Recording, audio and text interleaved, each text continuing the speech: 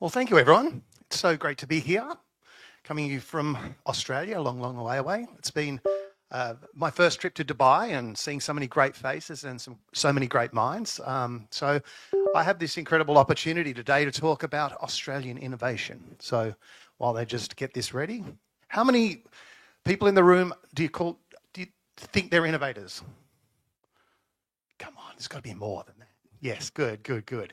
And from medical sector, yep, fantastic. Energy, yep, core technologies, transport, waste.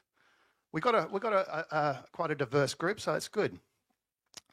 But whilst this is getting set up, so I've spent my life in and around innovation. It's been about 30 years. I've been very lucky to work with some great minds in 5 countries and bring a number of different innovations to market and exit those businesses. I've worked with Ginny for a long time, an amazing organisation with great people around the world. And, you know, I get to speak to and hear these amazing stories, which is very inspiring to me. And today, you know, I've got the pleasure to talk about Australia. How many people have been to Australia?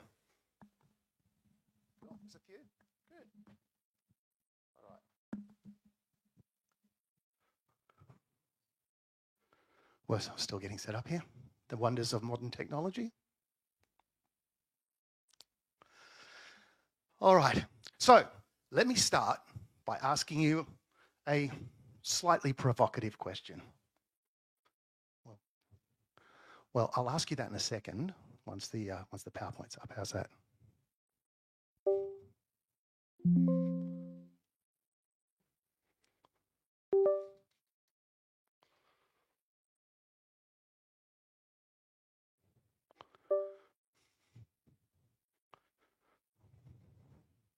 Well, you know what? I'm going to ask you the question anyway. How's that? Are you ready? You ready for the question?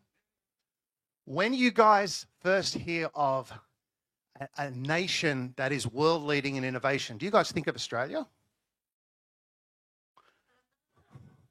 Exactly, right? That's exactly right. So, you know, when people talk about what are the nations that lead innovation, people mention Dubai, right? This upcoming iconic hub. Silicon Valley tech giants, yeah? Singapore's fast startup culture. And, you know, the US, there's a whole heap of people that are marked as, you know, as leaders in innovation. But Australia really remains comfortably off stage, okay? And it's quietly minding its own business, right? Now, when I was asked to talk about innovation and Australia, I thought there's 2 approaches here. One is I can just talk about all these cool innovations that we've got going on, and I will be mentioning a few. But I thought, why don't I actually pose to the audience an opportunity for innovation, rather than just talking about all these things that you might take away. So my talk is a little bit about some of the things that we're doing, but a lot about the opportunity for innovation. So as a nation, Australia, we need to change. We need to challenge perception. And why? This lucky country, there's something that profound that lies within this country, and it's called the sleeping giant. In this presentation, I'm going to take you on a storytelling journey. Right? It's a storytelling journey that's a little bit like the hero's journey. And whilst we're in Dubai and Dubai is the hero, in this story, I want to put Australia as the hero. But the hero is the sleeping giant. And we're going to begin by basically exploring the breathtaking beauty and society of Australia. We're then going to journey down into a moment of despair and highlighting why the nation has not yet achieved an innovation prominence that it so richly deserves. And then we're going to end with a stirring vision. One that helps Australia realise its potential as a nation of excellence through a nation of excellence model, which is basically an innovation superhighway concept of innovation flowing in and out. And I'm going to talk a little bit about that, and that's how we collaborate and how we create on a global scale. So, the lucky country. Has anyone ever heard anyone talk in Australia about the lucky country? We seem to say that to ourselves, and you might say that about your country. But in Australia, we call ourselves the lucky country. Anyone who's flown over Australia can attest to its endless tapestry of deserts, forests, and coastline. On paper, at least, it's a place that should support rapid creativity and rapid innovation. We have geopolitical stability. We have a long-standing, robust democratic society. We have cultural resilience, an egalitarian ethos. We have vast geography for experiments and customer testing. And we have natural abundance. You've probably seen all the animals. People overseas, especially in America, say Australia's the place where it's got the most deadliest animals in the world. But we have, we have an incredible vast geography. We have renewable energy, economic prosperity. It's a really great country. And from an educational standpoint, Australia's universities rank amongst some of the best in the world. And their research outputs in medicine, tech, are considered gold standard. So on the surface, one might presume these advantages would generate a perpetual engine of innovation. And whilst Australia's produced a parade of extraordinary innovations, which we will talk about, Australia lags behind in innovation outputs and lags behind on global innovation indices. So why the disparity? Why does this land of beaches, this land of bush and brimming opportunities not garner the same headlines as other innovation heavyweights? Well, let us turn to some of the challenges that hold this nation back, because those challenges might ironically be the key to its future.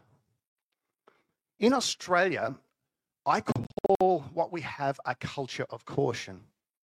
The prime challenge is not a dearth of talent or a failing education system, it's a deeper issue. It's one driven by a collective mindset that prizes caution over risk.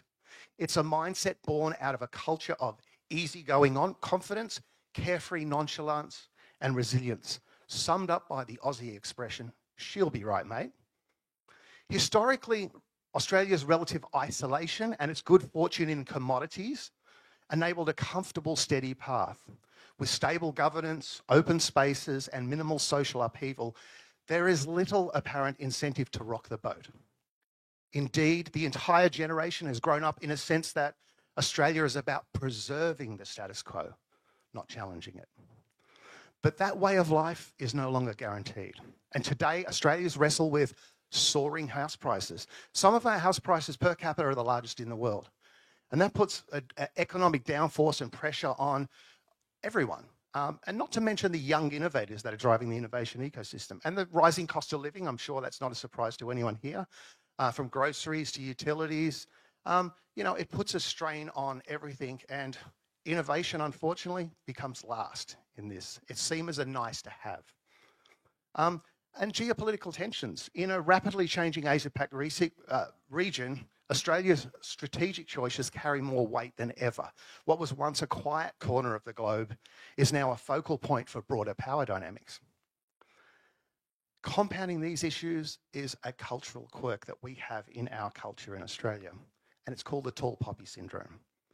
And that discourages Aussies from standing out, from claiming any sort of, to announce anything. And what it does is, whilst humility can be a virtue, it becomes a rod that stops Australians pushing forward and challenging and celebrating it.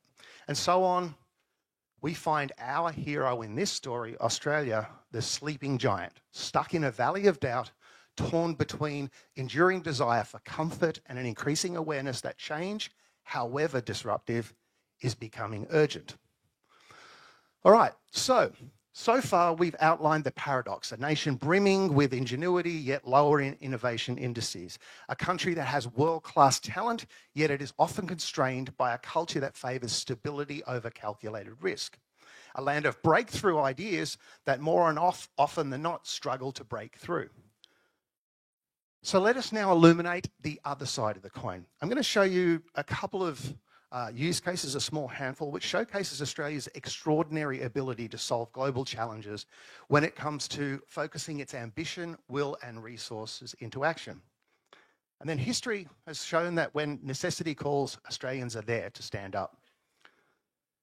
Now, each use case that I'm about to show is not just a success story, it's a powerful reminder to me that what happens when creativity is met with opportunity, when bold ideas are given the space to grow and culture shifts from cautious opportunity into confident execution.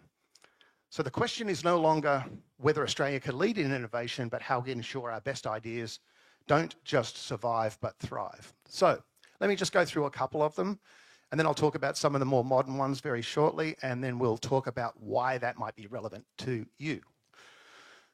All right, so pioneering Wi-Fi. Did you guys know that Australia was the country that pioneered Wi-Fi? Anyone know that? Okay. So in the 1990s, internet access required physical wires. Wireless browsing was unreliable due to reverberation, which is when signals bounced off different surfaces, distorting the signals. And back then, telecommunication companies, they struggled to solve this issue, basically keeping wireless out of reach. And then came a breakthrough, which was inspired by radio astronomy. Scientists in Australia at CSIRO, the Commonwealth Scientific and Industrial Research Organisation, applied complex fast Fourier transform algorithms to demultiply those signals and detangle those distorted signals, and that led to the invention of the wireless LAN, WLAN, which basically became the backdrop of all modern Wi-Fi. And the innovation revolutionized connectivity. Today, wireless LAN, I'm sure everyone uses it, right? It's embedded in billions of devices. It's in every single coffee shop you pretty much go to around the globe. And it's basically a showcase of what began as a scientific challenge turned into a technology that now defines how we live, work, and learn. Driving renewable energy.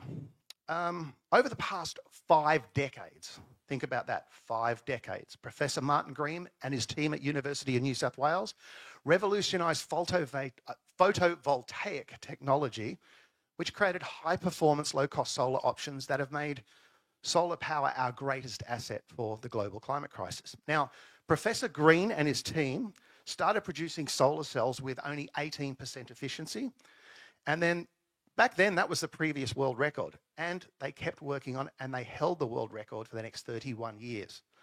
But the big breakthrough came through with this thing called the passivated emitter and rear cell technology, PERC. Now, I can't explain how it works, but what I can tell you is that PERC became the world's most commercially viable and efficient solar cell technology, accounting for 90% of all the world's solar manufacturing output. And this impact is expected to grow with a brand new technology they're launching called TOPCon. Healthcare. Who's here heard of the Gardasil vaccine? Has anyone heard of that? No? Okay. What about the cochlear implant? Okay. Well, the Gardasil vaccine is a vaccine that prevents cancer, and it was developed in Australia by 2 doctors, and it was the world's first vaccine to prevent cervical cancer by targeting something called HPV, which was the leading cause of the disease. Since its launch in 2006, it has reduced HPV infections by over 80% in some countries, drastically cutting cervical cancer rates. And the cochlear implant is an innovation that restores hearing. It was invented by Graham Clark in the 1970s, and the cochlear implant restores hearing to those with profound deafness by directly stimulating the auditory nerve. And today, over 600,000 people in 180 plus countries benefit from this Australian innovation. Who knew that Google Maps came from Australia? Does anyone use Google Maps? Do you use Google Maps? Yeah, okay, cool. So in 2003 in Sydney, Australia, a company was formed by 2 Danish brothers and a bunch of Australian software engineers. And they made this company called Where2 Technologies. It was a small startup, but they had a vision of reimagining mapping for apps. And so they came up with this app called Expedition at the time. It was a cutting-edge application which had the maps on it. Now, Google saw this.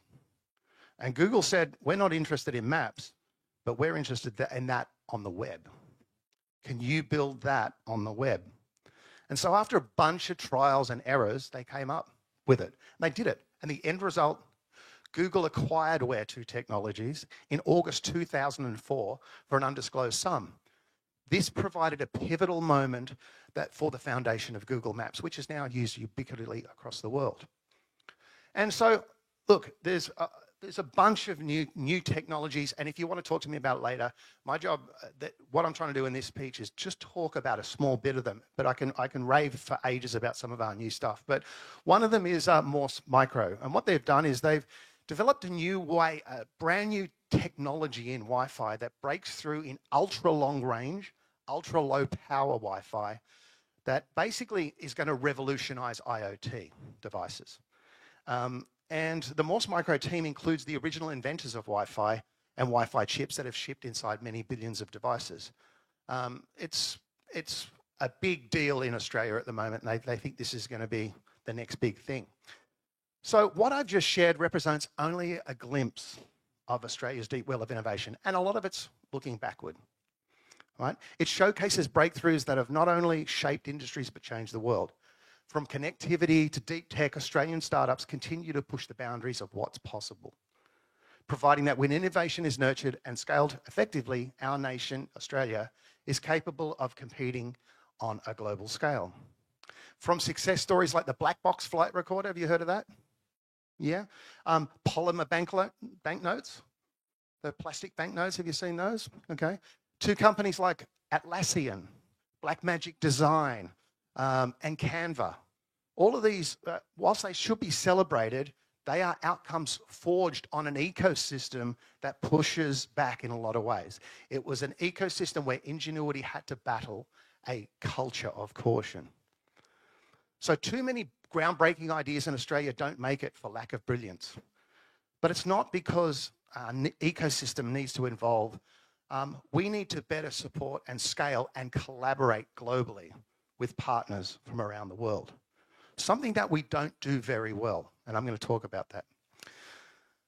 So, I'm talking about Australia's unshakable advantage. So, why does this matter to you guys in the room? Why does it matter to everyone from world leaders to His Excellencies, to CEOs, to policymakers? Firstly, we live in a time where any reliable avenue for global progress should be pursued wholeheartedly. And secondly, Australia's foundational strengths, especially in its stable democracy, robust economic system, and minimal social upheaval, are especially precious in a world of ever-shifting political fractions. As a nation, Australia has geopolitical stability. Against the backdrop of global uncertainty, we have a very, very stable political environment. We have cultural resilience. Australians are famously tough and adaptable. Our society weathers economic shocks and natural disasters with a unity that often defies typical norms. And we have a strategic location. When partnering, Australia sits on the doorstep of the Asia-Pacific region, which is home to the fastest growing global markets. This positioning provides extraordinary potential for partnerships in our market. And so, whilst this sort of stability can breed caution, it can also serve as the bedrock for brilliant leaps forward. With the right catalysts in place, Australia's conservatism can become a guardrail rather than an obstacle. All right, so how does a nation famed for its relaxed tempo evolve into a groundbreaking engine of innovation? So, well, one way, it certainly doesn't do it by doing what we've been doing, right? We are now in innovation outputs like 30 on the global innovation index. So when you think about that, from a nation that's got all these like rich cultures and universities and great education and geopolitical climate, you know, why are we so bad at creating innovation outputs? Well, as I say, it certainly doesn't do it by we need to change our current trajectory. And in my opinion, the blueprint lies in what I'm calling a nation of excellence model. It's a model structured on an international cross-industry innovation superhighway, a fully connected ecosystem bridging government, academia, corporations, and the global community. And at its core lies the belief that real progress first it relies on understanding that what we're doing doesn't work, and then rebuilding them in a manner that supports all our systems to support cross-industry collaboration. And so a working group in Australia has already started forming to build this with all sorts of really smart people, from financial people to branding and marketing to innovators to policymakers. And so what we need is, as a nation, is to change our aspect on what being an entrepreneur is. and build the policies and the systems in place to accelerate it. So when I was preparing this keynote, I came to a bit of a realization. And that is, I believe Australia is really the world's untapped ally. We're friendly with everyone. We've got all this great stuff, but we're really bad at doing stuff. Okay? And so when I say really bad at doing stuff, we don't have the mechanisms to encourage and to accelerate that. And so what I really say is we have an ability to amplify global R&D. And so this is a call out to everyone in the room. I think there's an amazing opportunity to work with us as a nation. I think that by synthesizing your own organization strengths, your own nation's strengths, you know, we can partner with Australia. You can build an incredible test market in Australia. You stand to accelerate breakthroughs. We've got amazing resources and amazing insights. You can mitigate risk with scalability.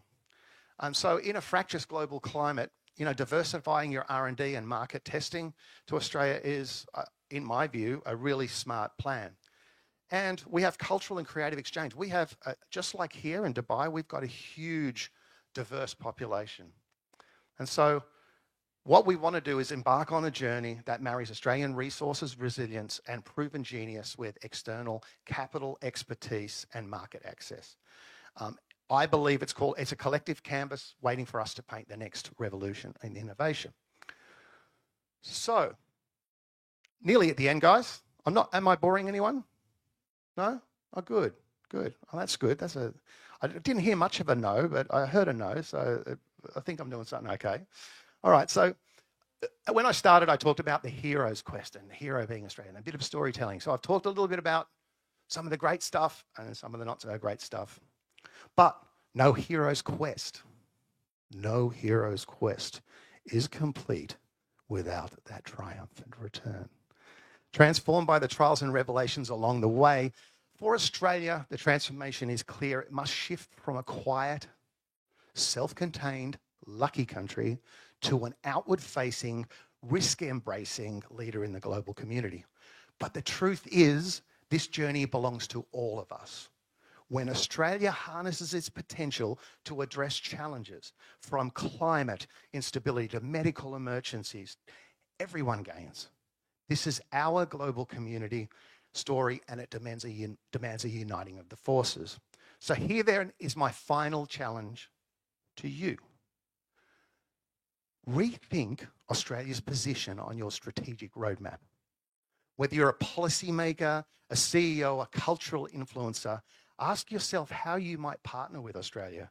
How might you harness its research capabilities or its testbed for potential users?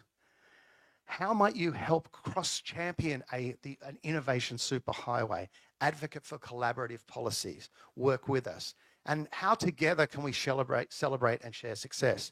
Part of overcoming our caution is shining a spotlight on breakthroughs, which is part of our tall poppy syndrome thing that we have to get, quite frankly, we have to sort of get over. And we have to acknowledge and amplify the achievements that arise from this cross-collaboration. And so my final slide, slide 15 of 16, gone, is painting a shared canvas. So here's a simple notion. The future is ours to envision, and the future is ours to enact. If we choose collectively to awaken Australia's sleeping giant of innovation, I believe we can co-create a renaissance that reaches far beyond the shores of the great southern land. We can pioneer energy breakthroughs that safeguard our planet, medical innovations that give hope to millions, and digital transformations that empower communities worldwide. Today, I invite you to pick up the brush and paint your part of this unfolding canvas. Let us remember that Australia's journey from lucky country to an innovation leader does not end at its borders, nor should it. It extends out to every nation that dares to partner. To stand with Australia in this moment of transition, let us champion risk-taking over complacency, ingenuity over inertia, and leave us this conference resolved with a spark of creative brilliance to share to the world.